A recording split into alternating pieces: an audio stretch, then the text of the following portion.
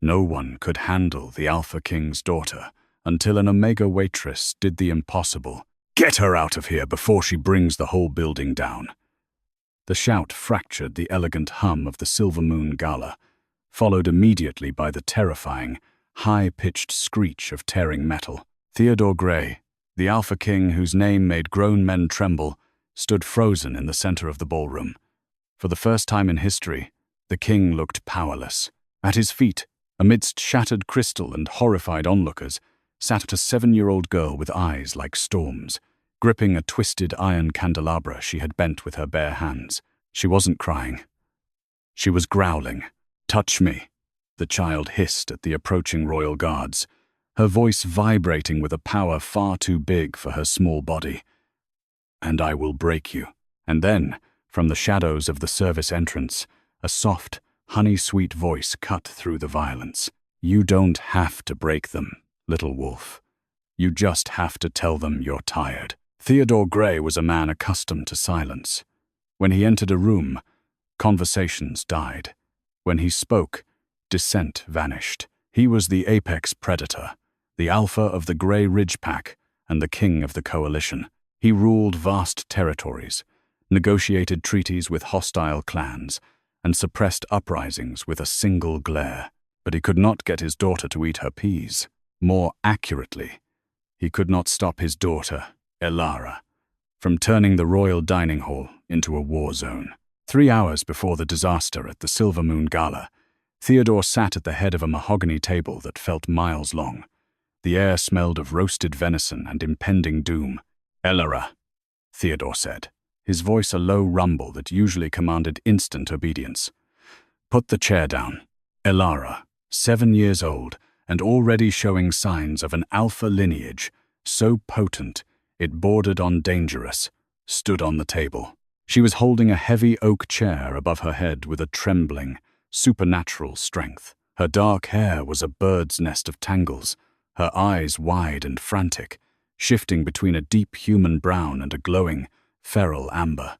"No," she screamed. The sound wasn't just loud, it carried a physical force, a shockwave that rattled the silverware. "I won't go. I won't meet them. They smell like fake flowers and lies." Theodore pinched the bridge of his nose, feeling the familiar throb of a migraine behind his eyes. "It is a gala, Elara. People wear perfume. It is not a conspiracy." "It's a trap!" She threw the chair. It smashed against the far wall, splintering into matchsticks. The 2 beta guards by the door flinched but didn't move. They were terrified of her. Everyone was. The last nanny had resigned 3 days ago, after Elara had telekinetically locked her in the pantry for 6 hours. The one before that had left in tears, murmuring about demon children. Theodore stood up, his own aura flaring instinctively to challenge the aggression. The room temperature dropped. Shadows seemed to lengthen. Enough. Elara froze. For a second, the fear in her eyes broke Theodore's heart. She wasn't just being a brat. She was overwhelmed. Since her mother died 4 years ago, Elara's powers had spiraled. She was an emotional conduit, absorbing the anxiety and aggression of everyone around her without the filters an adult wolf possessed. She was a raw nerve ending in a world made of sandpaper, but Theodore didn't know how to fix it. He was a king, Kanda, a warrior, a strategist. He dealt in strength and logic. He did not know how to soothe a storm. He only knew how to weather it. "You will attend the gala," Theodore said, his voice flat, locking away his own pain. "You are the princess of this pack. You will not hide in your room like a wounded pup. Get dressed. Martha will assist you." "Martha hates me," Elara yelled back. "Martha is afraid of you," Theodore corrected coldly. "Give her a reason not to be." He turned and walked out of the dining hall, the heavy doors closing behind him. He didn't look back. If he had, he might have seen the way Elara collapsed onto the table, not in rebellion, but in exhausted defeat, curling into a ball as if trying to make herself small enough to disappear. In his study, Theodore poured a glass of amber whiskey. His hand shook a microscopic tremor that no one else would notice. He downed the drink in one burn. "You're losing her, Theo," a voice said from the shadows. It was Silas, his beta and oldest friend. Silas leaned against the bookshelf, arms crossed. I am disciplining her, Theodore snapped. She is an alpha. She must learn control. She's a child who lost her mother and has a father who rules the world but can't hug her without stiffening up, Silas countered, his tone dangerous. She doesn't need a king. She needs a parent. The council is talking, Theo. They say she's unstable. They say her bloodline is tainted. Theodore's glass shattered in his hand. The shards bit into his palm, but the skin healed instantly. Let them talk. If anyone threatens her, I will rip their throats out. Violence is your answer to everything, Silas sighed. But you can't fight Elara's trauma, and you can't command her to be happy. Tonight is a mistake. She's not ready for the crowds. She has to be, Theodore said, wiping the blood and whiskey from his hand with a handkerchief. The southern packs are looking for weakness. If they see the heir to the throne is a feral recluse, they will strike. She walks into that gala tonight, head high, or we look vulnerable. Silas shook his head, pushing off the wall. Then God help us all.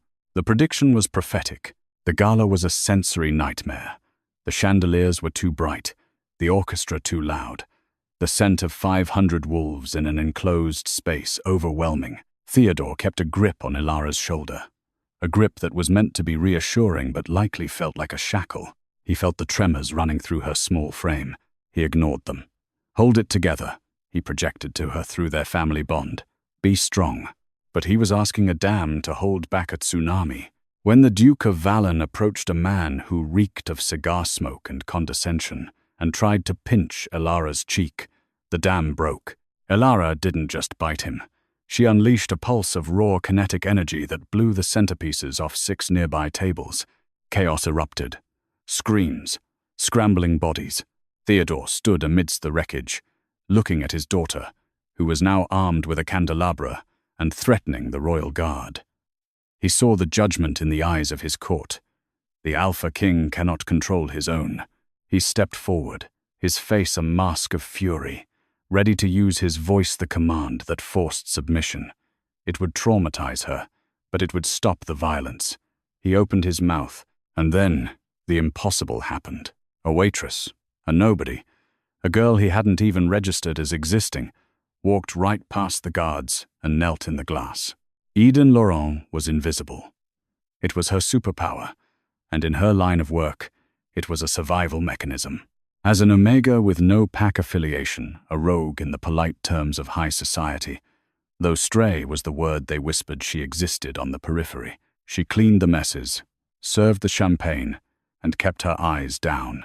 In the hierarchy of the wolf world, she was the dust beneath the rug. But Omegas had gifts that the mighty Alphas ignored. They noticed things. They felt the emotional currents of a room before a word was spoken. For the last 2 hours, Eden had been balancing trays of hors d'oeuvres, her feet aching in cheap black flats, watching the little girl at the king's side. Eden felt the child's distress like a physical weight. The air around the princess rippled with static. It tasted like ozone and panic. She's drowning, Eden thought, watching the king grip the girl's shoulder. He's holding her like a prisoner, not a daughter.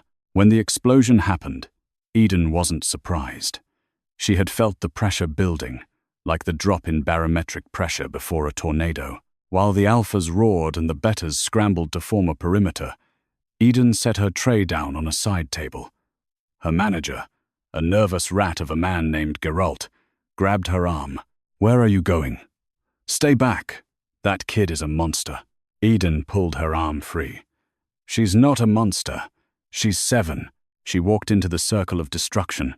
The floor was slick with spilled wine and broken crystal. The princess, Elara, was snarling, brandishing a heavy iron candelabra. The king was stepping forward, his energy dark and terrifying, ready to crush the girl's will.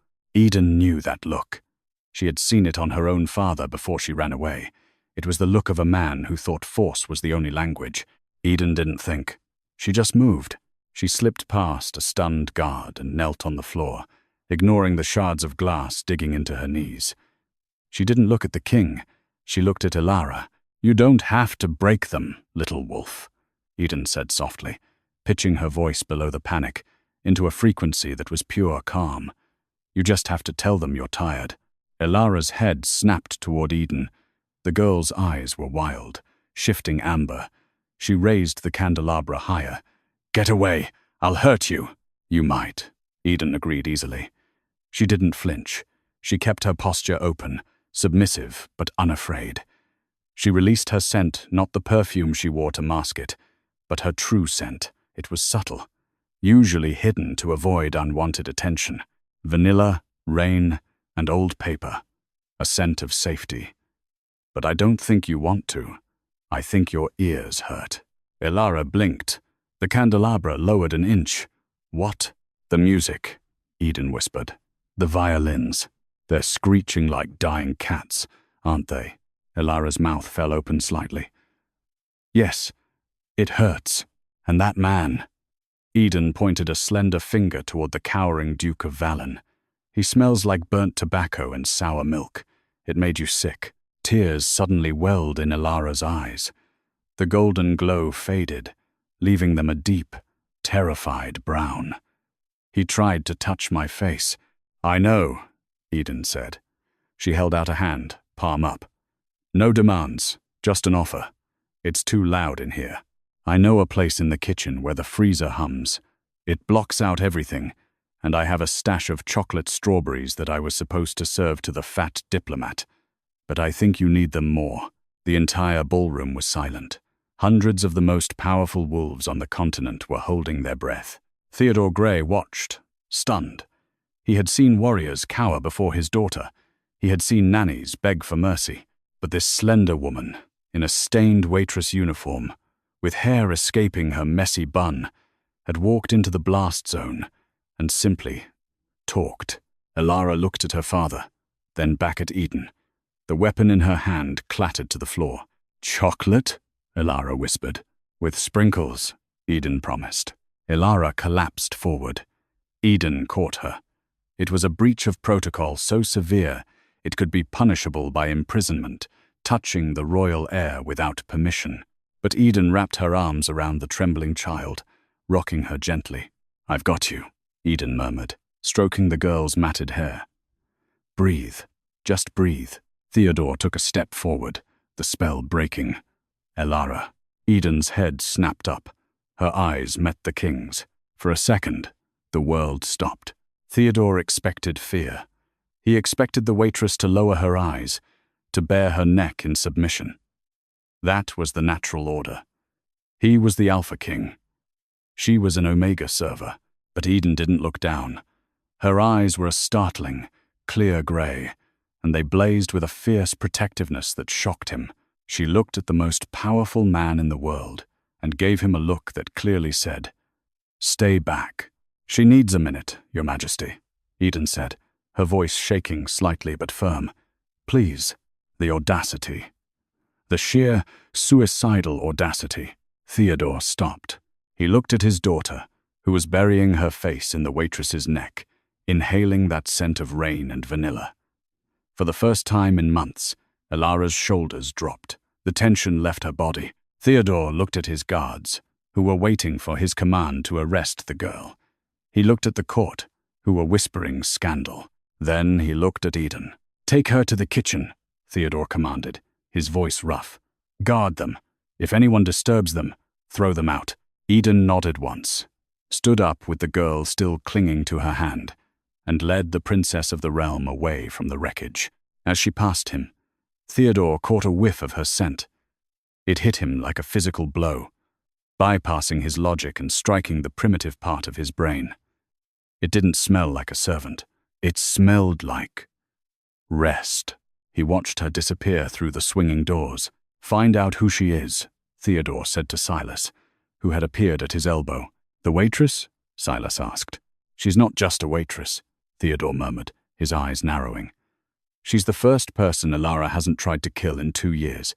Find out everything. I want her file on my desk by morning." Eden was fired before the gala even ended.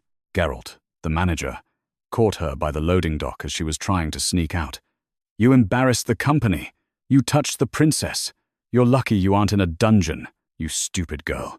I helped her, Eden said, clutching her thin coat around her.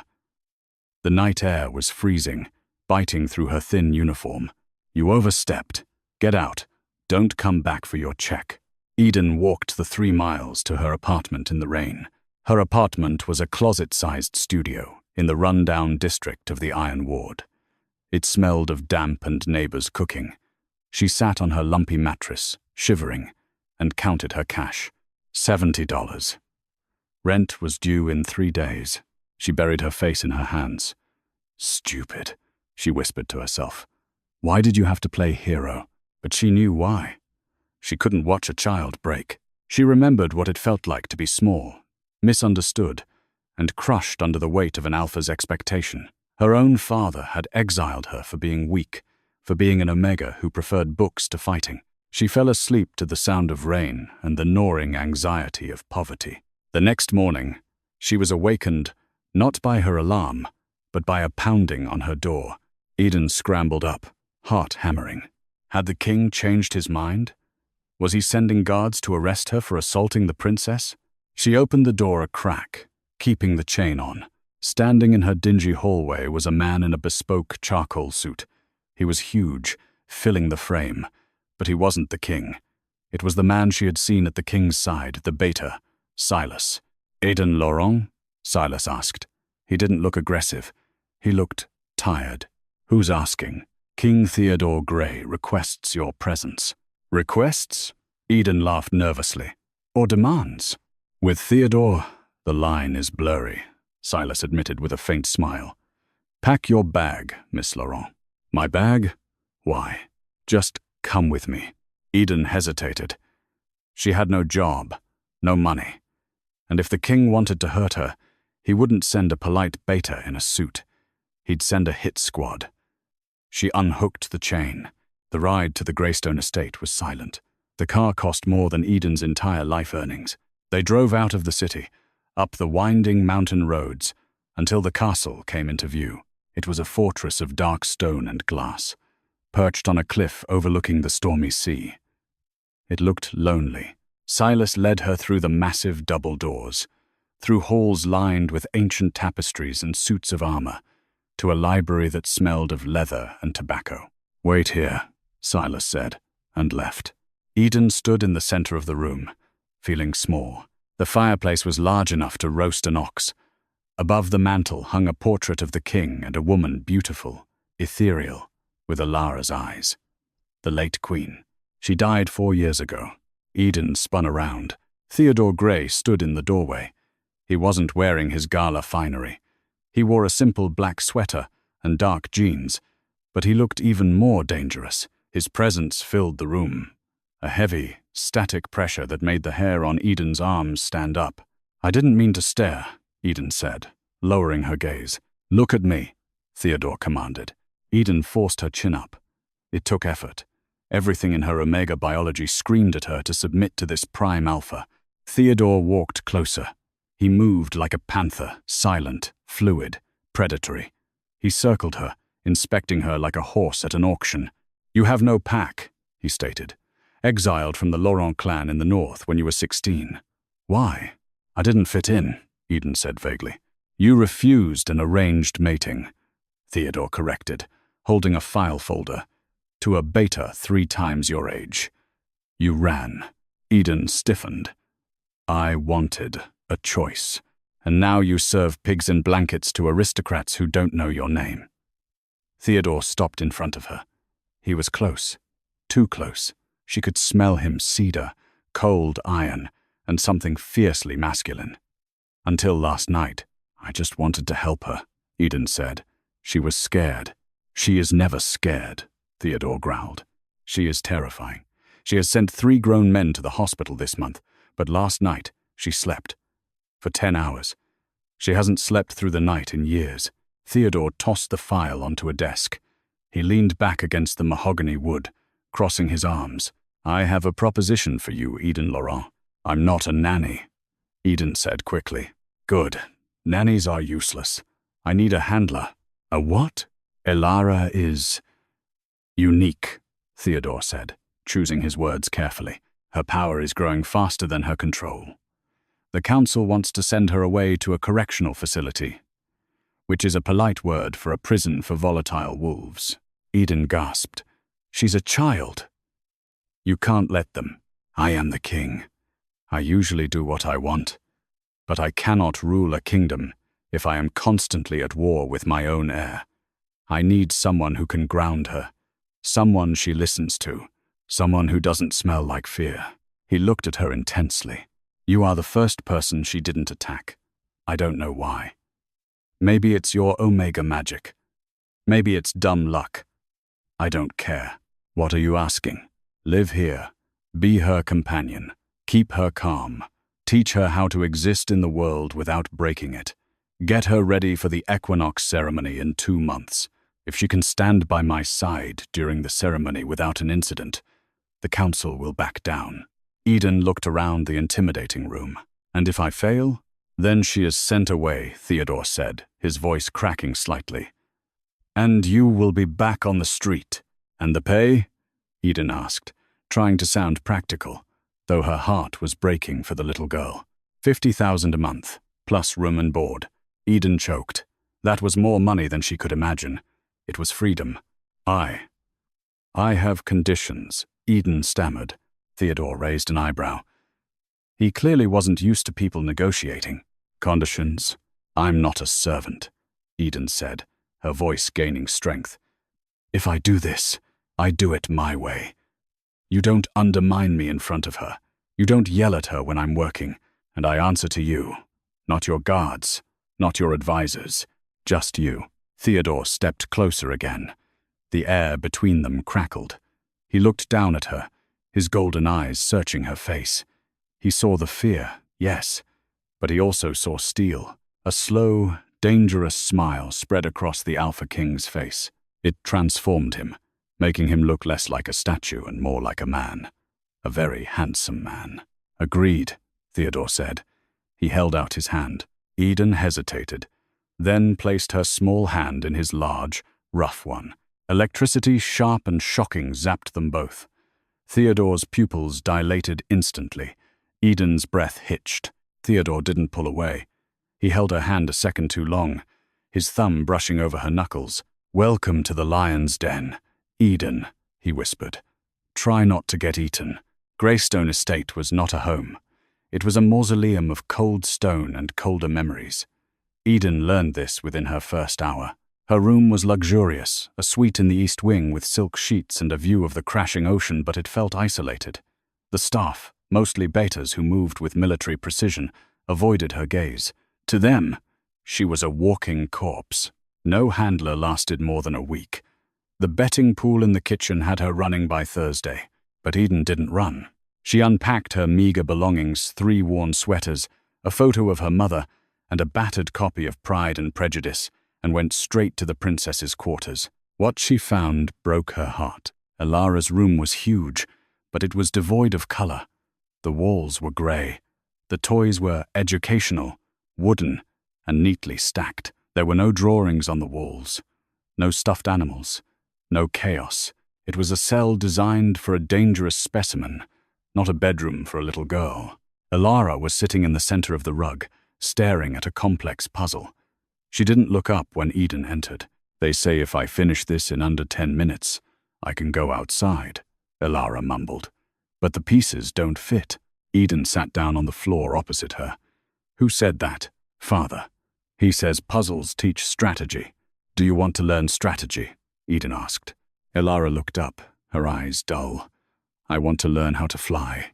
Eden smiled, a genuine, warm expression that seemed to light up the gray room. Flying is hard, but I bet we can make a fort that feels like a spaceship.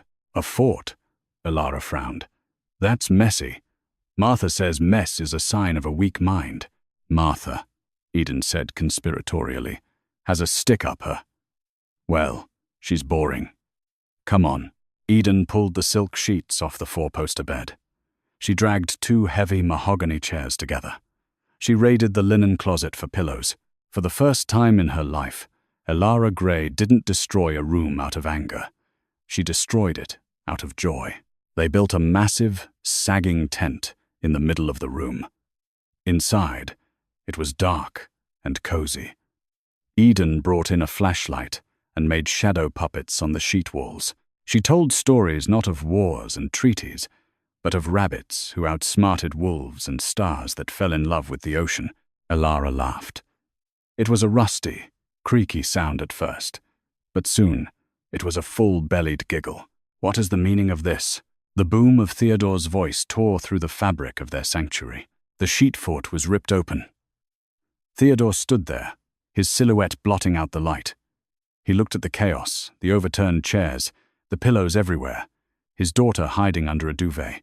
"I hired you to teach her discipline," Theodore growled at Eden, his eyes flashing gold, "not to turn her room into a pigsty."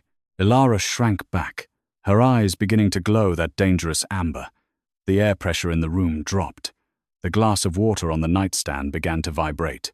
"Stop it," Eden said. Theodore turned his glare on her. "Excuse me? I wasn't talking to you," Eden said calmly.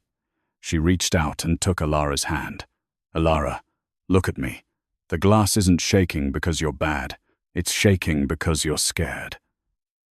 She squeezed the girl's hand. The amber faded from Elara's eyes. The glass settled. Eden stood up and faced the king. She was a foot shorter than him, an Omega standing against an Alpha Prime, but she didn't back down. "She is 7, Your Majesty," Eden said, her voice shaking but resolute. "She doesn't need more discipline. She needs to play. If she can't release her energy in joy, she will release it in destruction. You want her controlled? Let her be a child." Theodore stared at her. He was used to sycophants. He was used to fear. He was not used to a woman in a baggy sweater lecturing him on parenting while standing in a pile of pillows. He looked at Elara, who was watching Eden with something Theodore hadn't seen in years. Trust. "Clean this up by dinner," Theodore said gruffly. He turned to leave, but stopped at the door. He didn't look back. The cook made roast chicken. "Elara likes the skin. See that she eats." It was a concession. A small one, but a victory. As he walked down the hall, Theodore touched his chest. His heart was hammering against his ribs, a strange, rhythmic thumping that had nothing to do with anger. The scent of vanilla and rain was clinging to his clothes, and for the first time in 4 years, the crushing weight of his grief felt an ounce lighter. 2 weeks later, the castle was buzzing with tension. The Council of Elders was coming for an inspection. It was a test. If Elara could sit through a formal lunch with the 5 most powerful wolves in the coalition without an incident, she would be allowed to stay. If not, the papers were already signed to transfer her to the Obsidian Fortress in the north, a prison for defectives. Eden spent the morning prepping Elara, not with drills, but with breathing exercises. "Imagine your power is a big, sleepy cat," Eden whispered, brushing Elara's hair.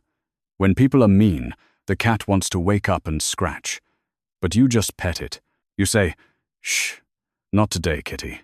Elara giggled. "That's silly." "It works," Eden promised. She dressed Elara in a soft blue dress that didn't itch. "You look beautiful." "So do you," Elara said. Eden looked in the mirror. She was wearing a simple grey dress the staff had provided. It was modest, but it hugged her curves in a way that made her feel self-conscious. She pulled her hair back. "I look like a governess." "You look like a queen," Elara said simply. The lunch was held in the solar, a room with floor-to-ceiling windows. The elders sat like vultures. Lord Marcus, the head of the council, was a man with cold, reptilian eyes. Theodore sat at the head of the table, radiating a lethal calmness. Eden stood behind Elara's chair, hands folded, invisible. "The soup is cold," Lord Marcus sneered after the first spoonful. He looked at Elara. "Did you chill it with your mood, child? I hear the temperature drops whenever you throw a tantrum." Elara gripped her spoon. Eden saw the white of her knuckles. "Pet the cat." Eden projected the thought. She rested a hand lightly on Elara's shoulder. Elara took a deep breath and released the spoon. "I apologize, Lord Marcus," Elara said, her voice small but steady. "I will ask the kitchen to heat it." Theodore's eyebrows shot up. Lord Marcus looked disappointed. He wanted a reaction. "So polite," Marcus drawled. "Unlike your mother." She was. Spirited. Some said unhinged. It's a shame the madness runs in the blood. The room went deadly silent. It was a calculated strike. Mentioning the dead queen was taboo. Insulting her was a death wish. Theodore's wineglass cracked in his hand, but Ilara reacted first. A low growl vibrated in her throat. The soup in Marcus's bowl began to bubble, then boil. "Control her, Grey," Marcus barked, standing up. "See? She is a feral animal. She is defending her mother," Eden snapped. The words left her mouth before she could stop them. Every head turned to the waitress in the grey dress. Lord Marcus turned purple. "You dare speak, Omega. You dare address a council member." He reached out and backhanded Eden across the face. The sound of the slap was like a gunshot. Eden stumbled back, tasting copper. The world exploded. It wasn't Ilara. A blur of darkness moved across the room faster than the eye could follow. Lord Marcus was lifted off his feet and slammed into the opposite wall, pinned there by a hand around his throat. Theodore Grey was no longer a king. He was a monster. His fangs were fully extended, his eyes burning with a golden fire so bright it was blinding. "You touched her," Theodore snarled, his voice a distorted, demonic bass. "You touched mine." The word hung in the air, heavy and undeniable. Mine. It wasn't a word used for employees. It was a word used for mates. Marcus clawed at Theodore's hand, gasping for air. "Theo, stop. Diplomatic. Immunity. If you ever lay a hand on her or my daughter again," Theodore whispered into Marcus's ear, "I will peel the skin from your bones and hang it as a flag." He dropped Marcus. The council member crumbled to the floor, gasping. "Get out," Theodore commanded the room. "All of you. Now." The elders scrambled. The guards retreated. The room was empty, save for the three of them. Theodore stood panting, his back to them, fighting to leash the beast. "Daddy," Ilara whispered. Theodore turned. The gold in his eyes faded, replaced by horror. He looked at Eden. Eden was holding her cheek. A bruise was already blooming, dark and ugly against her pale skin. Theodore crossed the room in 2 strides. He didn't ask permission. He cupped her face in his hands, tilting her head up. His touch was incredibly gentle, a stark contrast to the violence moments before. "He hurt you," Theodore said, his voice broken. "I'm fine," Eden whispered. Her heart was racing so fast she thought she might faint. The electricity between them was a physical hum, buzzing in her veins. "You defended us," Theodore murmured, his thumb brushing her lower lip. He leaned in, inhaling her scent. "Why?" "Because you're worth defending," Eden said. Theodore froze. He looked at her lips, then her eyes. For a moment, Eden thought he was going to kiss her. She wanted him to. God, she wanted him to. But he pulled away, stepping back as if burned. "Go to the infirmary," he said roughly, turning his back on her. "Get ice for that, and take Ilara to her room." "Theodore, go!" he roared. Eden grabbed Ilara's hand and fled. She didn't see the way Theodore collapsed into a chair once they were gone, burying his head in his hands, shaking with the terrifying realization that the Omega waitress wasn't just handling his daughter, she was handling him. And he was falling. The incident with the council bought them time, but it also painted a target on their backs. The rumors spread like wildfire. The king has gone mad. He is bewitched by a stray Omega. Eden tried to ignore the whispers. She focused on Ilara, but the castle felt different now. The shadows seemed longer. 3 nights after the lunch, a storm battered the coast. Thunder shook the foundations of Greystone. Eden couldn't sleep. Her cheek had healed thanks to a salve Silas had given her, but her mind was racing. She kept replaying the moment Theodore had pinned Marcus to the wall. Mine. She got up to get water and checked on Ilara. The princess's bed was empty. Panic, cold and sharp, spiked in Eden's chest. "Ilara?" She checked the bathroom. Empty. She ran into the hallway. Elara. She found her in the West Wing, the Forbidden Wing. The wing where the late Queen's rooms were kept preserved in time. Elara was standing in front of a massive portrait of her mother. She was holding a small, velvet box. "Elara, you scared me," Eden sighed, rushing over. "I heard her," Elara whispered. "She was calling me." "Who?" "Mama." "She said she's cold." Eden knelt down. "Honey, your mama is gone." "No," Elara insisted. She opened the velvet box. Inside lay a beautiful silver locket. "She told me to find this. She said the bad man hid it." Eden frowned. She took the locket. It was cold to the touch. She opened it. Inside wasn't a picture, but a small, folded piece of paper and a lock of hair.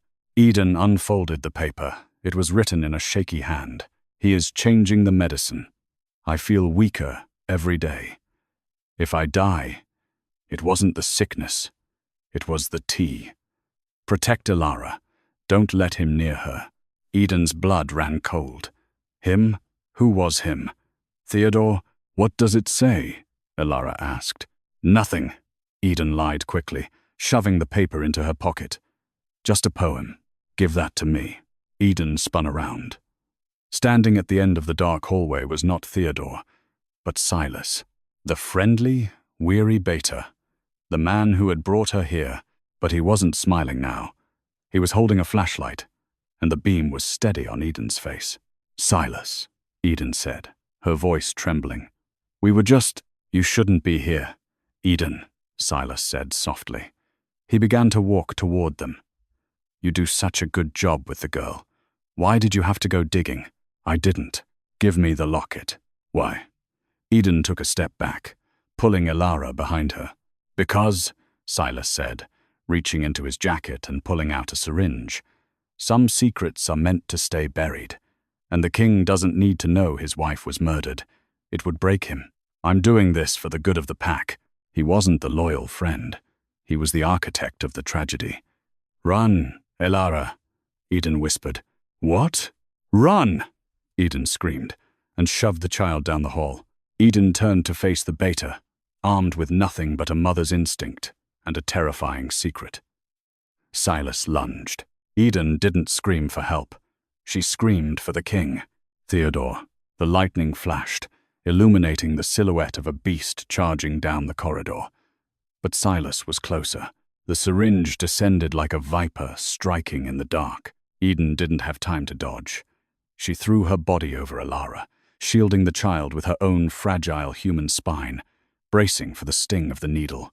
"No!" Elara shrieked. It wasn't a scream of fear. It was a scream of pure, unadulterated command. The air in the corridor compressed instantly, creating a vacuum that popped Eden's ears, a shockwave of telekinetic force, fueled by a daughter's terror, blasted outward from Elara's small body. Silas was thrown backward as if hit by a freight train. He smashed into the stone wall 10 feet away, the syringe skittering across the floor. He groaned, bones cracking, but his wolf healing was already knitting him back together. He scrambled up, his eyes manic, his human mask slipping to reveal the snarling beast beneath. "You stupid girl," Silas roared, lurching toward them again. "I'm trying to save the king from weakness." Eden scrambled back, dragging Elara with her. "By killing his family? By pruning the rot?" Silas lunged. The window at the end of the hall shattered inward. It wasn't the storm. It was the king. Theodore Grey didn't just enter the fight. He ended it. He moved faster than thought, a blur of shadow and fury. Before Silas could reach Eden, Theodore slammed into him. The impact shook the dust from the ceiling tapestries. Theodore didn't shift into his wolf form. He didn't need to. He lifted Silas, a man of 200 pounds of muscle, by the throat and slammed him into the floorboards. The wood splintered. "Theodore, wait!" Silas gagged, his face turning purple. "Listen to me." "You threatened them," Theodore snarled, his voice a guttural vibration that made Eden's teeth ache. His eyes were no longer gold. They were black voids of absolute rage. "You held a weapon to my daughter. I did it for the pack, Silas wheezed, clawing at Theodore's iron grip. The Queen. She was making you soft. Theo. She wanted peace treaties. She wanted us to stop expanding. She was poisoning your ambition with her pacifism. I had to remove her. And the girl. She's broken. She's unstable. I'm doing what you're too weak to do. The silence that followed was louder than the thunder outside. Theodore went perfectly still. The revelation hit him with the force of a physical blow. The wife he had mourned. The woman whose loss had turned him into a tyrant. She hadn't died of a mysterious illness. She had been murdered by his brother-in-arms, by the man who had held his shoulder at the funeral. You killed her, Theodore whispered. The pain in his voice was so raw, so open, that Eden felt tears prick her own eyes. I saved you. Silas spat. Theodore roared a sound of pure heartbreak. He raised his fist, ready to deliver a killing blow that would crush Silas's skull. Theodore, stop. Eden's voice cut through the bloodlust. She stood up, her legs trembling, leaving Alara huddled safely against the wall. She walked toward the two alphas. Don't kill him, Eden said softly. Theodore froze, his fist hovering inches from Silas's face. He looked back at her, his expression wild and unhinged. He murdered my wife. He tried to kill my daughter. I know, Eden said, stepping closer, braving the aura of violence radiating off him. But if you kill him now, in the dark, he becomes a martyr to his cause. The council will say you've gone mad. They'll say you killed your most loyal servant in a fit of rage. She placed a hand on Theodore's tense bicep. The contact sizzled. Let him face justice, Eden whispered. Let everyone see him for what he is. Don't let him turn you into the monster he wants you to be. Theodore trembled under her touch. The black in his eyes slowly receded, bleeding back into gold. He looked down at Silas, then at Eden. He saw the bruise on her cheek from the council meeting, and the fierce, unwavering light in her grey eyes. He dropped Silas. Silas gasped for air, coughing. You're making a mistake, Theo. She's an Omega. She's nothing. She is more of a king than you will ever be, Theodore said coldly. Guards, the royal guard, who had been hesitant to intervene, swarmed the hallway. They shackled Silas, dragging the traitor away. When they were gone, Theodore slumped against the wall, sliding down until he was sitting on the floor. He buried his face in his hands. The adrenaline crashed, leaving only grief. I didn't know, he choked out. Eden, I swear, I didn't know. Eden didn't hesitate. She sat down beside him on the cold stone floor. She pulled his head onto her shoulder. The Alpha King, the ruler of the continent, wept in the arms of a waitress. Alara crept forward and sandwiched herself between them. Theodore wrapped one arm around his daughter and the other around Eden, holding them as if they were the only things keeping him tethered to the earth. I've got you, Eden whispered into his hair, repeating the words she had said to Alara on that first night. We've got you. The arrest of Silas sent shockwaves through the coalition, but the equinox ceremony could not be postponed. It was the holiest night of the wolf calendar, the night the heir to the throne presented their power to the moon goddess and the pack. If Alara failed to light the moonstone, a massive, ancient crystal in the center of the amphitheater, she would be deemed rejected by the goddess. The council, led by a recovering but vengeful Lord Marcus, would force her abdication. The amphitheater was packed with 5,000 wolves. The air smelled of pine, rain, and judgment. In the prep tent, Alara was shaking. I can't do it, she whispered. She was wearing a ceremonial white gown that made her look like a tiny ghost. Silas said, I'm broken. He said, I'm dangerous. Eden knelt before her. She took Alara's cold hands. Silas was a liar. You aren't broken, Alara. You are a storm. And do you know what storms do? They bring rain. They make things grow. But what if I blow it up? Then we build a new one, Theodore said, entering the tent. He looked regal in his black velvet tunic, the crown of woven silver resting on his dark hair. But his eyes were warm when he looked at his daughter. You do not need to impress them, Theodore said. kneeling beside Eden so he was eye level with Alara. "You are my daughter. That is enough. If the stone doesn't light, we walk away. We leave the crown, the castle, all of it. I choose you. Always." Alara's eyes widened. "Really, really," Theodore promised. He looked at Eden, his gaze lingering on her lips. "I have learned that some things are more important than a throne." The drums sounded. It was time. They walked out into the arena. The crowd fell silent. Lord Marcus stood by the moonstone, a smirk on his bruised face. He held the ceremonial staff. "Princess Alara," Marcus announced, his voice amplified by magic. "Step forward and submit to the judgment of the moon." Alara let go of Theodore's hand. She walked alone to the center of the dais. She looked so small against the towering crystal. She reached out her hand. Suddenly, a high-pitched whine pierced the air.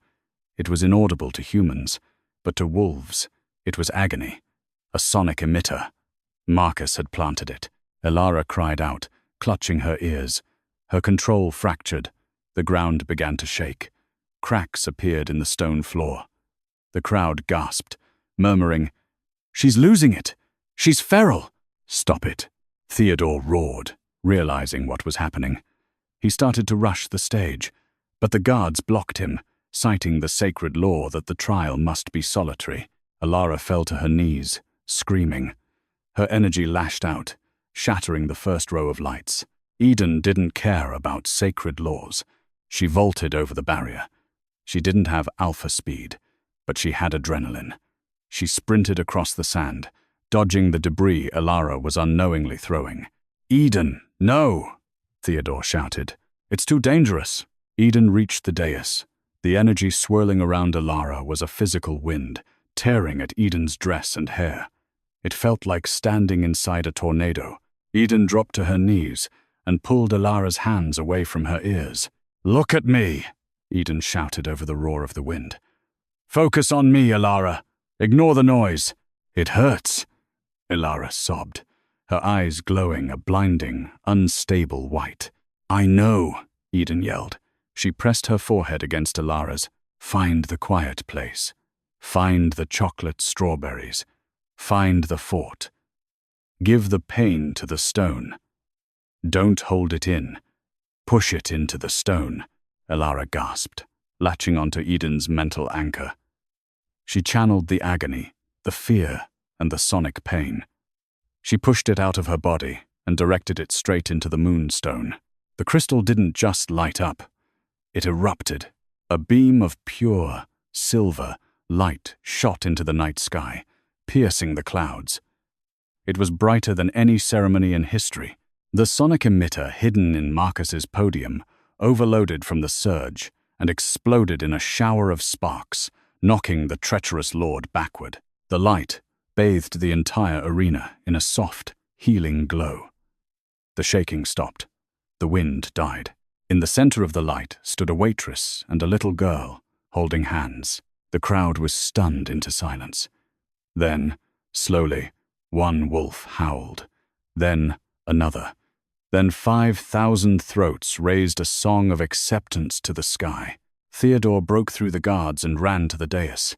He scooped them both up in his arms, spinning them around, laughing with a joy that shook the foundations of his icy reputation. Alara had not just passed the test. She had rewritten the rules. The celebration lasted until dawn. For the first time, the gates of Greystone were thrown open to everyone, alphas, betas, and omegas alike. Eden escaped the ballroom around 2 a.m. She walked out onto the high balcony overlooking the sea. The adrenaline was fading, leaving a sweet, exhausted ache in her bones. She looked at the moon, feeling a sense of finality.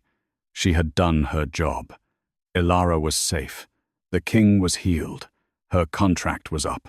Planning another escape? Eden turned. Theodore stood in the doorway. He had loosened his collar, and he held 2 flutes of champagne.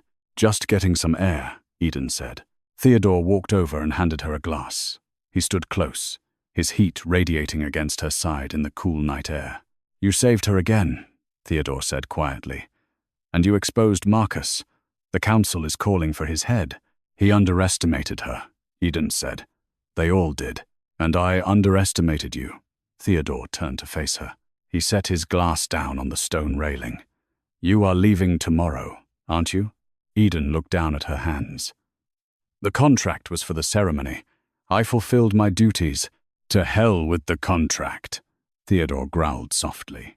He stepped closer, invading her space, boxing her against the railing.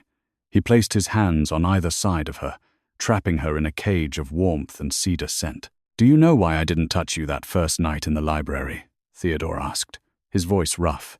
Why I've kept my distance? Eden shook her head, her breath hitching. Because the moment I smelled you, my wolf recognized you, Theodore confessed. He leaned down, his nose brushing the curve of her neck, inhaling deeply. You are my mate, Eden, my fated mate. Eden's heart stopped. But I'm an Omega. You're the king. It's impossible. That's what they say, Theodore murmured against her skin. They say an alpha king needs a warrior queen. But they are wrong. I don't need a warrior. I have an army for war. I need peace. I need a home. You are my home, Eden. He pulled back to look into her eyes. Don't leave. Stay. Not as a handler. Not as a nanny. As what? Eden whispered. As my queen. As my wife. As the only person who has ever dared to tell me when I'm being an idiot. Eden laughed, a tear slipping down her cheek. You are an idiot sometimes.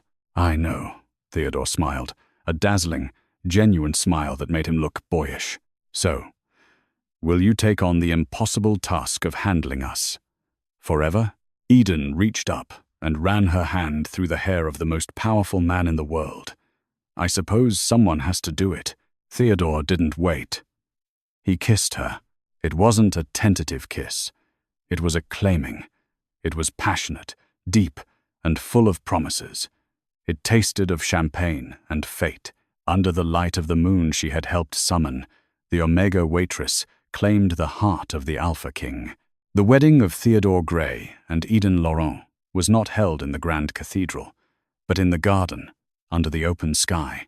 Ilara was the flower girl, though she mostly used her powers to make the rose petals swirl in miniature tornadoes around the guests. Eden didn't just become a queen. She became a revolution. She opened schools for Omegas, rewrote the labor laws, and proved that strength wasn't just about claws and fangs, it was about empathy, courage, and the will to stand when everyone else told you to kneel. The curse over the House of Grey was broken, not by magic, but by love. And as for the little girl who could crush iron with her mind, she grew up knowing that she didn't have to break the world to be heard. She just had to find the people who would listen. Moral of the story. True power isn't about dominance or fear. It is about the courage to be kind in a cruel world. No matter your rank, your background, or your scars, you are worthy of a love that sees you for who you truly are. If you enjoyed this story of forbidden love and triumph, please like this story, share it with your pack, and subscribe for more heart-pounding romances. What do you think Ilara's first teenage rebellion will be? Let me know in the comments.